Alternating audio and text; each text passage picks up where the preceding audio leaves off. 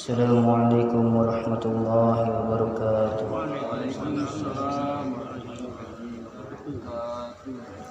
Innal hamdalillah nahmaduhu wa nasta'inuhu wa nastaghfiruh wa nu'minu bihi wa natawakkalu alayhi wa na'udzu billahi min shururi anfusina wa min sayyiati a'malina. May yahdihillahu fala mudilla lahu wa may yudlilhu fala hadiya lahu. Ashhadu an la ilaha illallah wa ashhadu anna Muhammadan abduhu wa rasuluh. Allahumma salli wa sallim ala sayyidina wa syafi'ina wa habibina wa maulana Muhammadin sallallahu alaihi wasallam la nabiyya ba'da amma ba'd.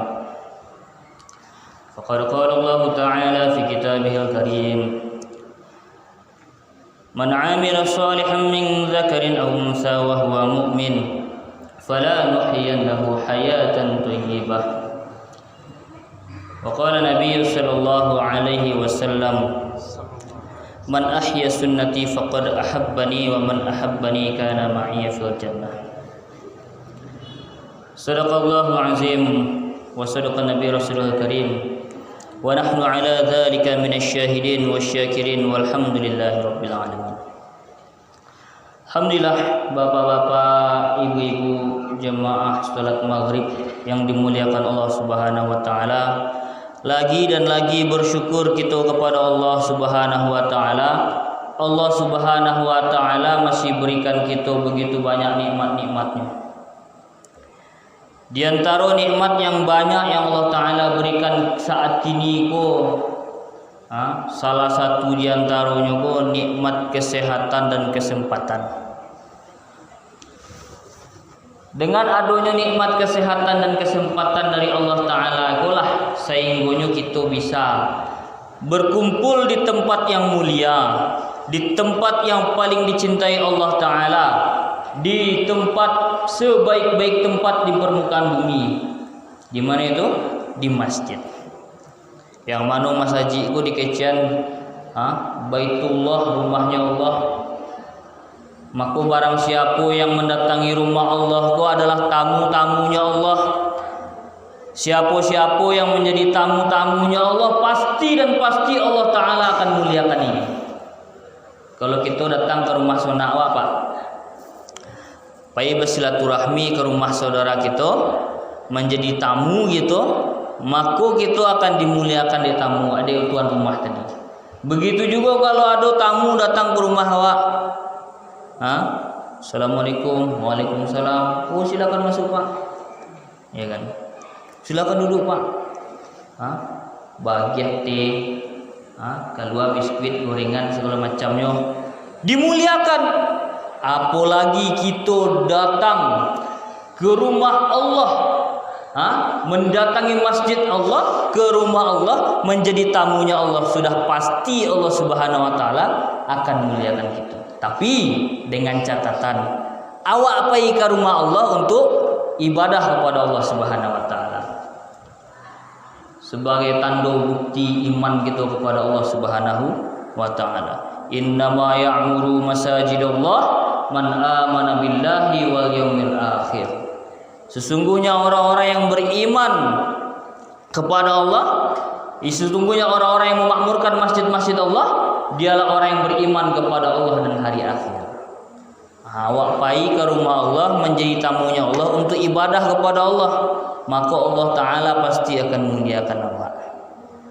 Maka bersyukur kita hadirin yang mulia, Allah telah berikan kesehatan, kesempatan gitu untuk bisa bagaimana kita melaksanakan perintah Allah Ta'ala yang ikut cara Rasul utusannya baginda Nabi Muhammad sallallahu alaihi wasallam.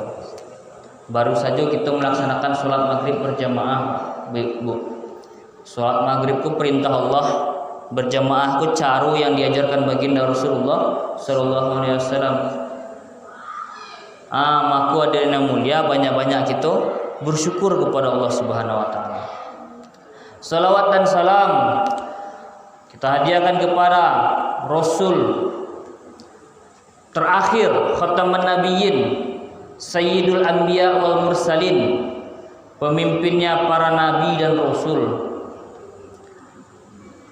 Nabi yang sangat cinta kepada umatnya, Nabi yang hari-hari memikirkan bagaimana umatnya ini masuk surganya Allah, terbebas daripada nerakanya Allah Subhanahu wa taala. Dialah baginda Nabi Muhammad sallallahu alaihi wasallam. Maka kita banyak-banyak berselawat kepada beliau, Pak. Hari-hari beliau lah mikirkan awak. Alun lah iya gitu umat akhir zaman pula difikirkan ya Nabi. Umat Nabi yang di akhir zaman maksudnya, umat Nabi dari para sahabat itulah umat akhir zaman namanya. Tapi umat Nabi Muhammad yang di akhir-akhir zaman mau dikitu kini. Alun lah iya gitulah difikirkan ya Nabi sallallahu alaihi wasallam. Bahkan ketika beliau hendak wafat, datang malaikat Jibril yang menyampaikan kepada Nabi Allah Muhammad sallallahu alaihi wasallam bahwasanya ajalnya lah tiba. Apa kata Nabi sallallahu alaihi wasallam? Tanyakan kepada Allah bagaimana keadaan umatku di akhir zaman nanti. Awak dipikirnya, Pak. Alun lah iya awak ledo. Awak dipikirnya dia beliau. Allah kamu meninggal beliau masih dipikirnya juga. Asyik beliau ummati. Awak yang dipikirnya. Kalau kamu mati Pak, ada malaikat tiba kamu mengecehan nama angka mati lah ya. Apa yang dipikir dia? Dia aku lah warisan untuk anak bini aku. Tak ada terpikir dia umat tu Pak. Masya Allah. Nabi sallallahu alaihi wasallam kamu meninggal Pak, umatnya dipikir gitu dipikirnya. Makalah sepantasnya lah sewajarnya lah kita banyak-banyak berselawat kepada Nabi Muhammad sallallahu alaihi wasallam. Yang mana selawat tersebut bukan untuk meninggikan derajat beliau, nah. Walaupun seluruh manusia di muka bumi ini berselawat kepada Nabi, tidak meninggikan derajat Nabi sedikit pun. Kalaulah seluruh manusia di muka bumi ini enggan untuk berselawat kepada Nabi sallallahu alaihi wasallam, maka tidak akan merendahkan derajat Nabi sallallahu alaihi wasallam. Tapi hadirin yang mulia, selawat tersebut kita ucapkan kepada beliau untuk kita juga dia.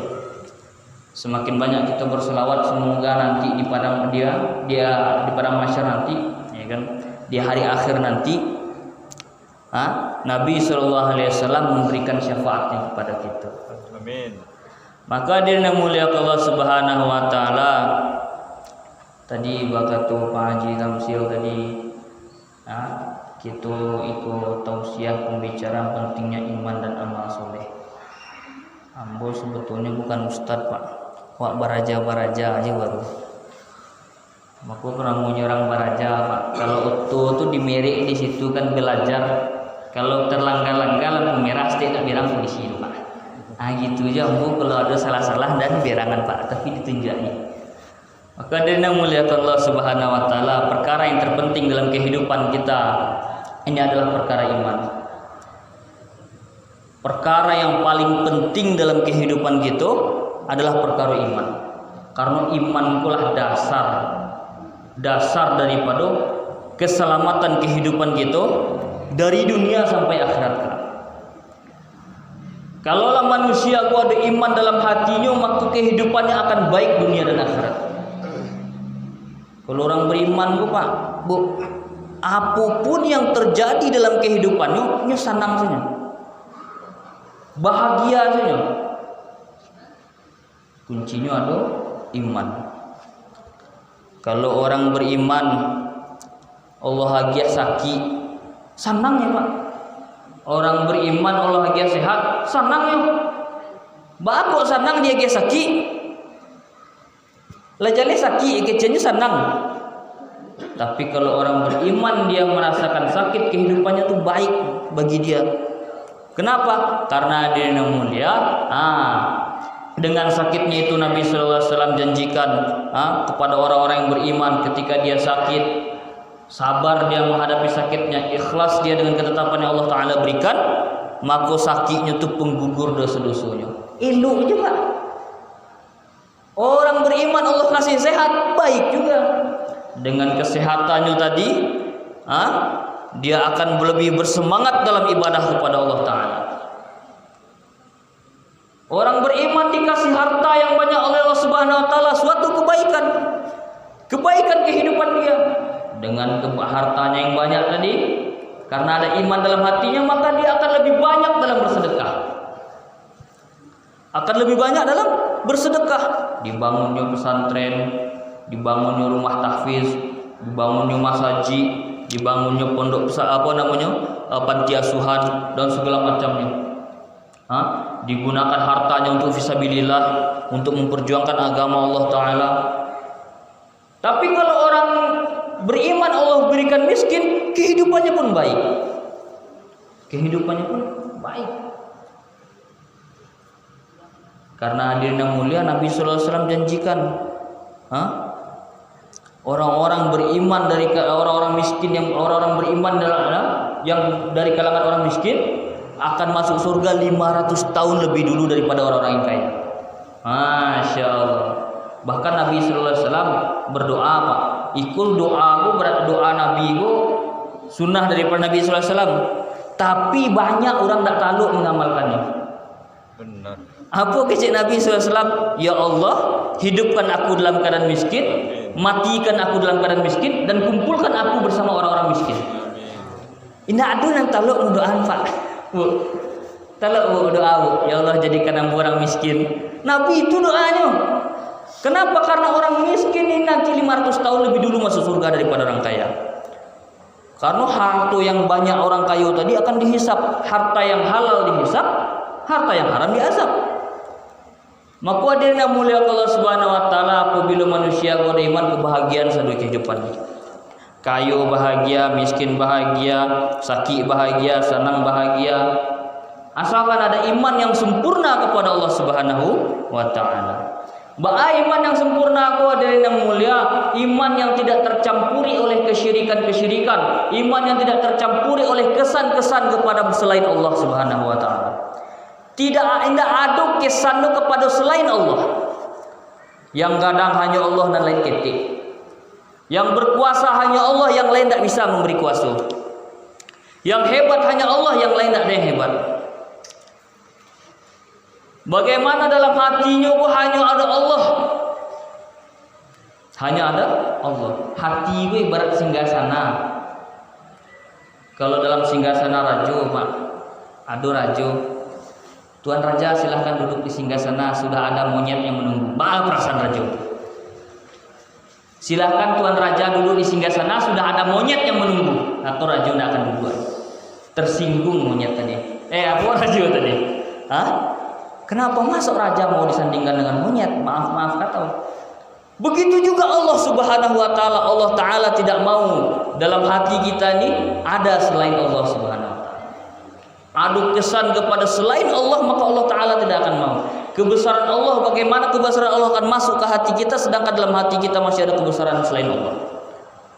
Maka hadirin yang mulia, iman yang sempurna itu adalah iman yang 100%. Awak kalau kamu menceliak makanan, Pak, ada merek labelnya di situ 99% halal, apa tahu kita makan, Pak? Tidak tahu. Ambo tidak tahu pribadi. Kalau tertulis di situ 99% halal, ambo pribadi tidak tahu makan loh. Kenapa yang 1% itu apa? Babi kah? Anjing kah? Kita nggak tahu. Maka nggak akan mau Allah Ta'ala menerima iman yang cacat 1% pun nggak mau. Asalkan iman gua, Pak, labelnya 100%, walaupun ketik Allah Ta'ala haragoi, Pak. Yang penting kuncinya sempurna iman kepada Allah Subhanahu wa taala. Bagaimana Allah Ta'ala mau dalam hati-hati kita itu tidak ada kebesaran selain kebesaran Allah. Yakin tidak ada kepada selain, yakin kepada Allah. Dan hari ini hadirin yang mulia, iman pula yang jadi masalah pada diri awak. Masih banyak itu terkesan-terkesan kepada dunia, terkesan-terkesan kepada makhluk. Bahkan dalam keyakinan orang beriman, orang Islam saat ini, tertanam di dalam hatinya. Kalau mau nak menggali dari malam, mau dapat piti. Padahal hadirin yang mulia, tidak ada hubungannya piti, rasaki dengan perdagangan, tidak ada hubungannya.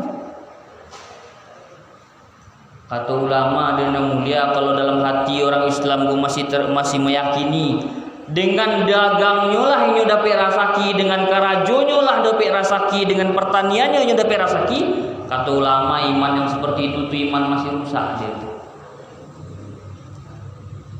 Karena tidak ada hubungannya antara pekerjaan dengan rezeki. Kata ulama ada yang mulia, kalaulah dari dalam hati manusia aku masih ada yakin, kalaulah nak dokter itu menyembuhkan, nak sehat bu. Kalau nak diubi itu hendak jadi apa cegah. Kece ulama ada yang mulia, kalau dalam hati orang-orang Islam saat itu masih ada perkara keyakinan seperti itu, maka imannya masih gagal dari itu. Karena tidak ada hubungannya sehat dengan obat. Buktinya apa? Kita cari di pasar. Orang punya toko yang samu gadangnya, modalnya samu, galihnya samu, keramahannya samu dalam melayani, tapi hasilnya beda. La ilaha illallah. Siapa yang menentukan rezeki? Allah Ta'ala. Walaupun ninyo samu galihnya, jadilah di kaki-kaki limu pasasan ka orang sama-sama menggalih lado. Onggo samu gadangnya, lado samu rancaknya mengkile-kile. Yang cik di Bali orang yang cik ndak mungkin awak pergi ke pasar beli lado siko segente situ sih, mungkin apa? Nah ibu-ibu yang ke pasar, nak mungkin beli lado di kadai kocik supaya dia nak ada rabu. Tapi Allah yang gerakkan pembeli untuk membeli ke toko si A, Allah yang menggerakkan pembeli lainnya untuk beli di toko si B. Sehingga hadirin yang mulia, walaupun galihnya sama, hasilnya berbeda. Karena rizki yang Allah Ta'ala berikan kepada kita sudah Allah tetapkan sebelum kita lahir ke muka bumi. Telah Allah tetapkan. Kita hanya melakukan ikhtiar usaha. Ya kan? Ica-icanya saja aja. Baik ke pasar menggalih, ya kan? Ica-ica saja awak menjapui apunan Allah tetapkan untuk awak.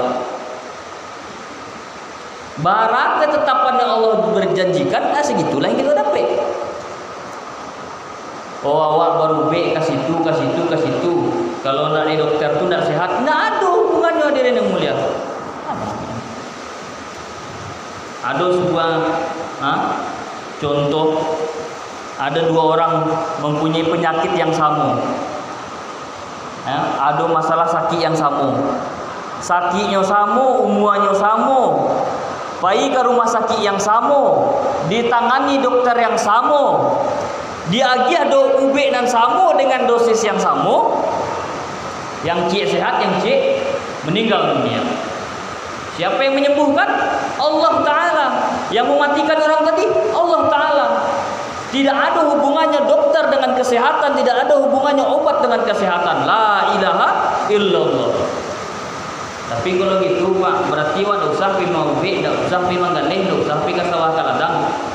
Oh bukan begitu penafsirannya. Kata ulama hadirin yang mulia, meninggalkan asbab, meninggalkan usaha, meninggalkan ikhtiar itu haram, tapi yakin kepada itu syirik tidak boleh. Maka hadirin yang mulia Allah Subhanahu wa taala, maksudnya apa? Ulama sampaikan bagaimana dalam hati kita melakukan usaha tapi kita tidak meyakini bahwasanya usaha pula yang mendatangkan rezeki. Karaju pula yang mendatangkan rezeki. Tidak. Kita yakin apa yang kita dapatkan itulah rezeki dari Allah Ta'ala. Asbabnya, perantaranya baru melalui usaha tadi. Yakinnya tadi aja yang perlu diperbaiki kata ulama.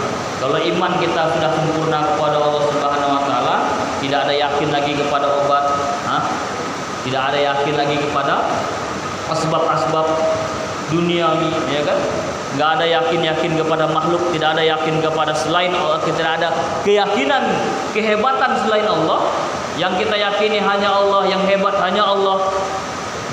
Masuk iman sempurna itu kalau hati Pak, masya Allah. Allah Subhanahu wa taala janjikan surga. Karena iman itu perkara yang maha, Pak. Kita tahu harago ameh Pak.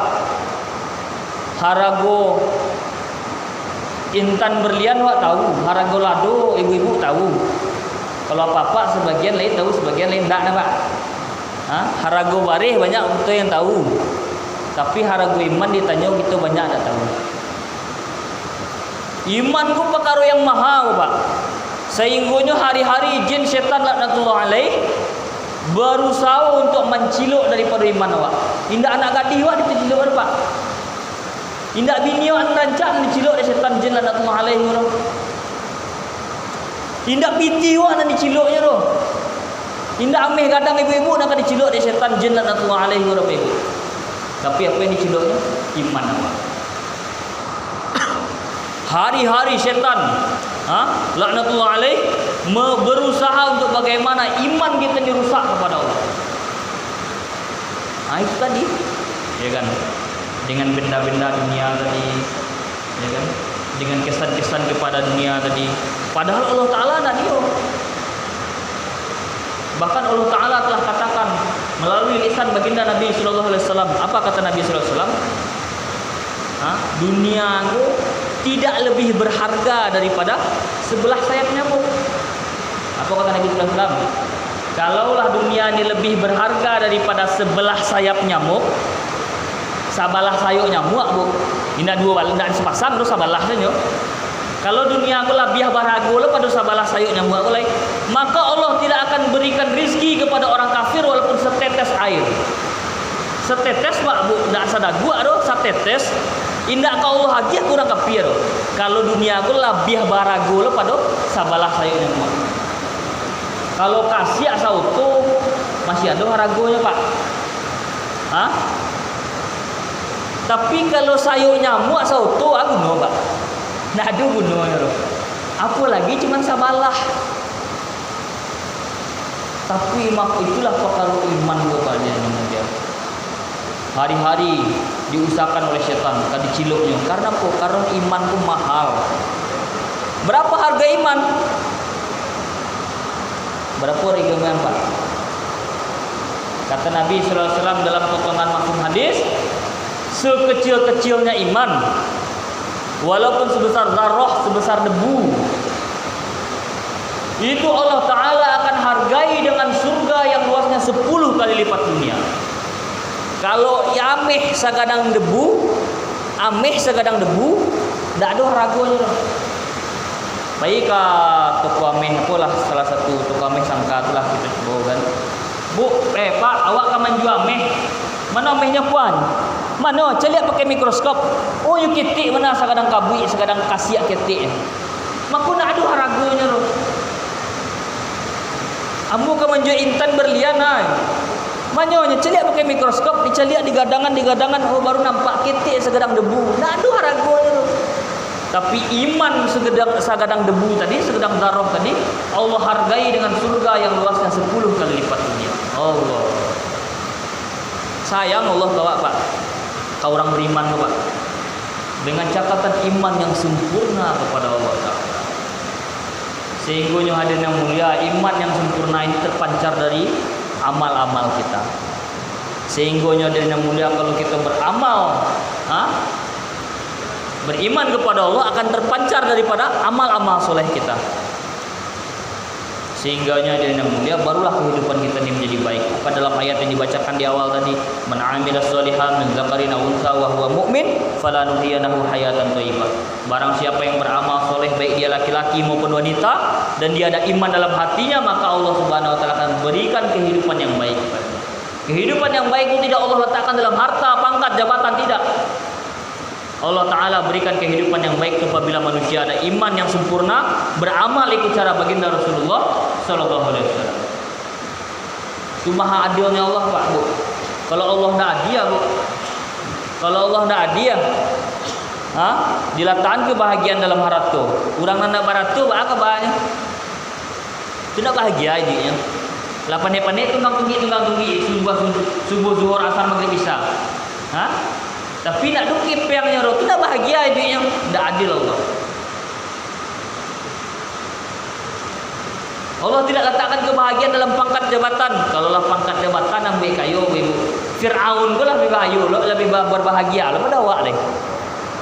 Tapi apa buktinya? Kehidupannya tidak nyaman.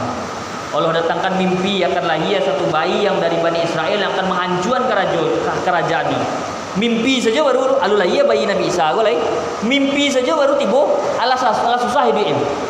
Lalu dah lama makan dah lama tapi kia aja malah bayi go aja. Hah? Tak nyaman hidupnya doh. Baru mimpi je lagi. Datanglah ia Nabi Isa lah nak boleh. Karam Firaun dalam nabi. Padahal pangkatnya tinggi, jabatannya tinggi, raja dari para raja-raja. Jadi kerajaan Firaun itu di atas daripada kerajaan-kerajaan ketik di bawah-bawahnya. Ibarat pemerintahan kini, presiden di bawahnya ada gubernur, di bawahnya ada bupati, yang udah itulah kerajaannya Firaun itu. Raja dari para raja-raja, bahkan saking tinggi mengaku Tuhan, lo jago. Hah? Setan itu cangang menangani. Jangan setan pak. Dalam riwayat dikisahkan ketika Firaun mengatakan ana rabbukumul a'la, lalu setan kabur langsung. Batu takwiknya kan murka Allah. Inyo nak taluk ngecek udah turun. Hah? Firaun lu bahayo lu lagi kecek kan? Sehingga ada namanya Allah tidak letakkan kebahagiaan dalam pangkat jabatan. Tapi Allah letakkan kebahagiaan manusia dalam amal agama. Dengan iman yang sempurna yang terpancar dengan amal-amal agamanya. 24 jam kehidupannya ikut beramal cara Nabi sallallahu alaihi wasallam. Makannya cara Nabi. Makan cara Nabi dua. Makan cara Nabi tangan semua. Makan cara Nabi berdoa sebelum makan. Allahumma barik lana fi ma razaqtana wa qina azabannar bismillah wa ala barakatillah. Itu doa anak ketik itu Pak. Bu, indah itu doa orang kadang. Anak ketik go baraja asalnya. Yang kada pe pahala bilo katikonya lah akhir balik. Itu doa yang dipelajari ketika ketik lah. Dua. Ketika ketik dulu nak apa Ibu? Hah? Diajarkan doa sebelum makan, didikan subuh anak-anak tuh. Tapi pengamalannya kapan? Ketika dia sudah akil balik. Baru, bukan maksudnya sebelum itu tidak boleh diamalkan. Itu untuk latihan. Dihitung pahala ketika dia sudah akil balik. Kira-kira kita akil balik belum Pak? Akil balik Pak? Alah, panjang bila panjang. Hah? Kita sudah akil balik, maka itu yang akan mengamalkan doa-doa tersebut. Hah? Doa apa namanya, makan dengan cara duduk, menggunakan tangan kanan. Hah? Kini itu anak yang lupa deh gitu. Anak gitu aja duduk makan tenang, nyapa makan tak gak? Nauzubillah. Mohon maaf, mungkin di siku nak ada, di luar sana mungkin banyak. Hah? Di siku nak ada nampak yang borok. Karena belum ada cari orang siku makan lagi. Ya kan? Tapi insya Allah orang siku makannya duduk tangan-tangan kanan, ya kan? Di luar sana banyak saya lihat. Ya? Abu ala putih. Jalan abu gua. Apa tak makan tangan kiri apa jalan deh? Masya Allah. Padahal Nabi sallallahu alaihi wasallam mengatakan apa? Yang makan minum tangan kiri berdiri itu apa? Setan. Makan cara Nabi. Istinja cara Nabi. Istinja cara Nabi sallallahu alaihi wasallam. Melangkahkan kaki ke kamar mandi, langkahkan kaki kiri. Bantu sepele Pak Ibu. Fadilahnya kadang. Ya kan? Menggunakan tutup kepala. Istinja buang air kecil dengan berjongkok. Kalau buang air besar wajar berjongkok. Buang air kecil dengan berjongkok. Ambolah bertanya ke dokter, ada tak ibu-ibu yang kena prostat? Jawabannya tidak ada. Alhamdulillah, aku salah satu terapis di Ibu Nabawi, orang yang mempelajari daripada kesehatan cara Nabi. Ternyata istinja jongkok itu untuk mengurangi daripada prostat yang ibu-ibu tidak ada kena prostat surang lahir. Pasien prostat Pak dokter aku rata-rata Pak, bukan rata-rata 100% Pak cik. Kencing batu gitu orang. 100% apa-apa. Amu katanya rata-rata banyak laki-laki kok baru sini rata-rata. Tidak rata-rata 100% apa-apa. Kenapa? Perempuan buang air kecilnya jongkok. Setelah waktu aku mempelajari masalah timbun nabawi, ternyata istinja jongkok itu menyembuhkan daripada prostat. Kenapa? Ketika itu kantong kemih kita tertekan, maka air seni yang keluar itu tuntas. Dalam sunnah ada kebaikan. Nabi sallallahu alaihi wasallam ajarkan istinja jongkok. Orang kini baru tahu. Padahal Nabi sallallahu alaihi wasallam 1400 tahun yang lalu lah majan. Ketika ada pasien yang prostat, apa kata dokter?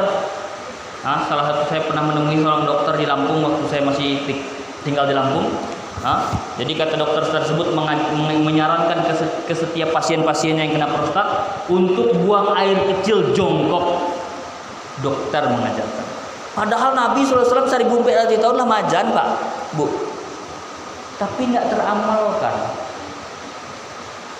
Istinja cara Nabi. Tadi makan cara Nabi, istinja cara Nabi. Lalu cara Nabi. Ya kan? 24 jam pokoknya kehidupanku ikut cara Nabi SAW. Kalau lu baca doa, doanya diajar ke anak dulu didikan subuh, diajarkan doanya. Tapi pengamalan itu enggak gitu, Pak Ibu.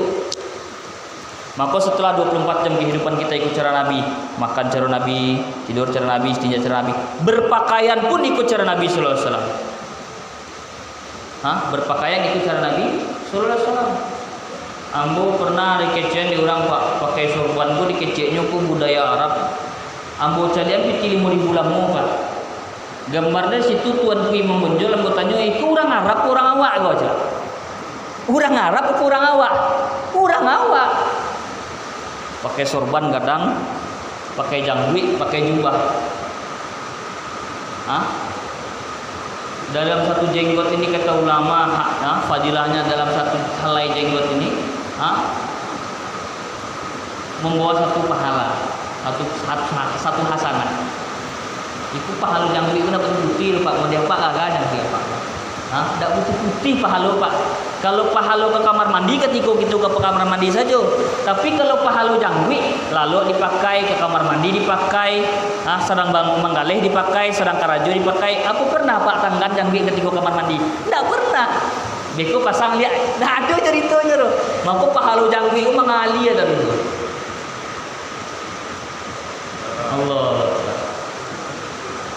Kalau ibu-ibu tidak jangwi Pak. Lain lagi, kalau ibu-ibu penampilannya bagaimana seperti istri-istri Nabi sallallahu alaihi wasallam. Bagaimana istri-istri Nabi sallallahu alaihi wasallam menutup aurat secara sempurna. Senantiasa menjaga diri dalam rumahnya. Senantiasa menjaga diri dalam rumahnya. Ini keluar rumah ketika ada yang mendesak bananya. Ada keperluan mendesak baru keluar rumah.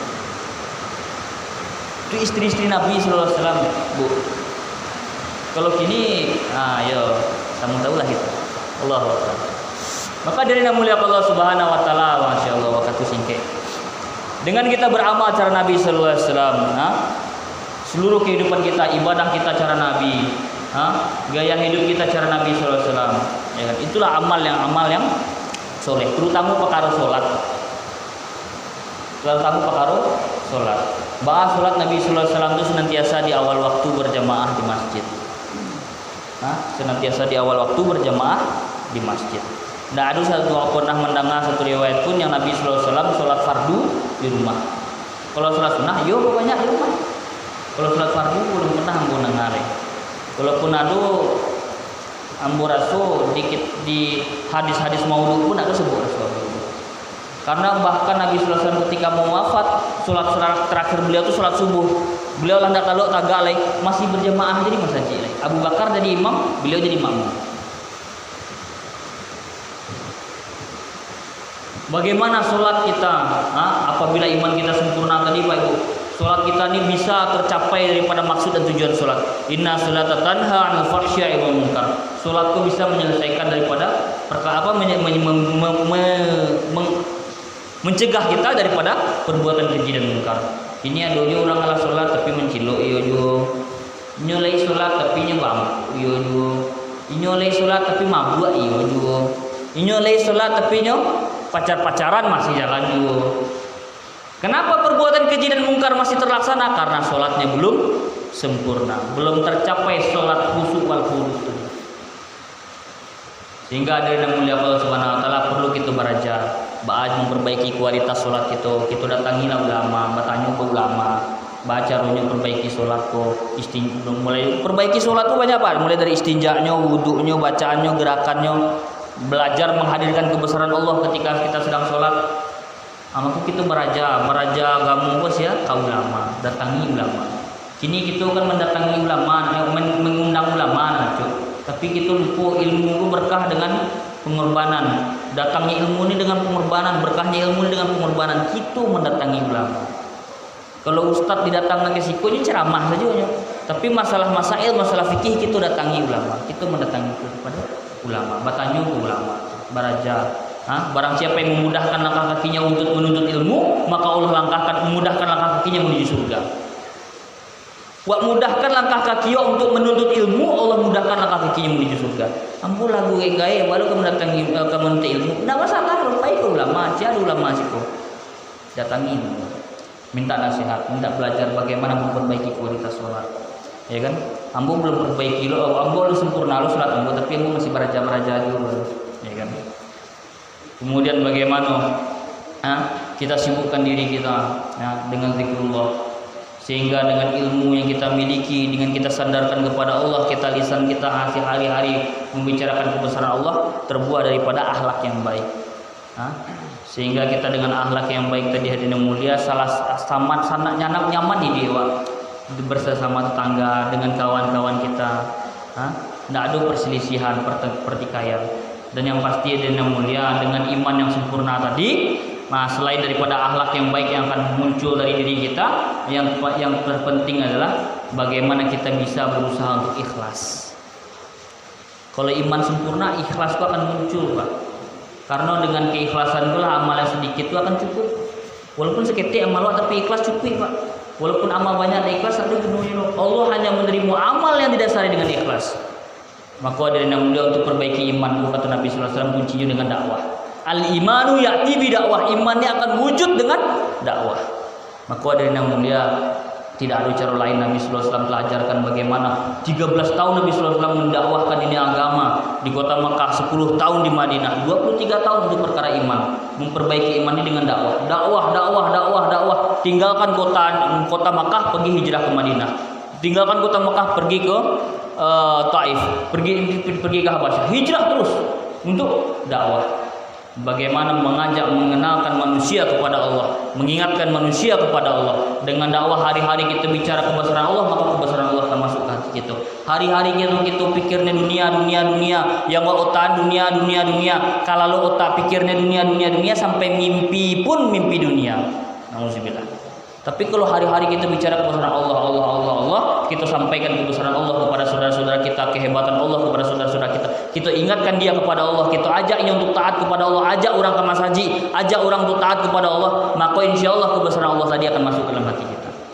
Maka hadirin yang mulia Allah Subhanahu wa taala, itulah tujuan daripada jemaah-jemaah datang kepada silaturahmi kepada kesini ke daerah lain untuk belajar dakwah, mengajak manusia untuk taat kepada Allah, untuk bagaimana sama-sama memakmurkan masjid dan mengajak saudara-saudara kita, yuk kita sama-sama memperbaiki iman, yuk kita sama-sama meningkatkan daripada iman kita. Bagaimana cara kita luangkan waktu, Pak Ibu? Nabi dulu tidak di Mekah itu belajar iman, ditinggalkannya Mekah untuk belajar iman, untuk mengajarkan iman kepada para sahabat, ditinggalkan kampungnya untuk perjuangkan agama. Maka ada yang mulia, bolehlah kawan-kawan ini kami pindah ke masjid berikutnya, 3 hari aja cukup belajar Pak ya. Maka ada yang mulia, boleh yang ingin berangkat belajar sama kami, iktikaflah kita 3 hari di masjid ya kan. Boleh nanti sampaikan kepada kawan-kawan ya, boleh kita luangkan masa kita bersedia insyaallah ya. Mungkin hanya itu bisa sampaikan karena waktu terbatas. Yang benar datang daripada Allah, kesalahan dari diri saya sendiri. Untuk sempurna majelis, mari kita tutup dengan doa kafaratul majelis. Subhanallah wa bihamdihi, subhanakallahumma wa bihamdika, asyhadu alla ilaha illa anta, astaghfiruka wa atubu ilaik. Wassalamualaikum warahmatullahi wabarakatuh.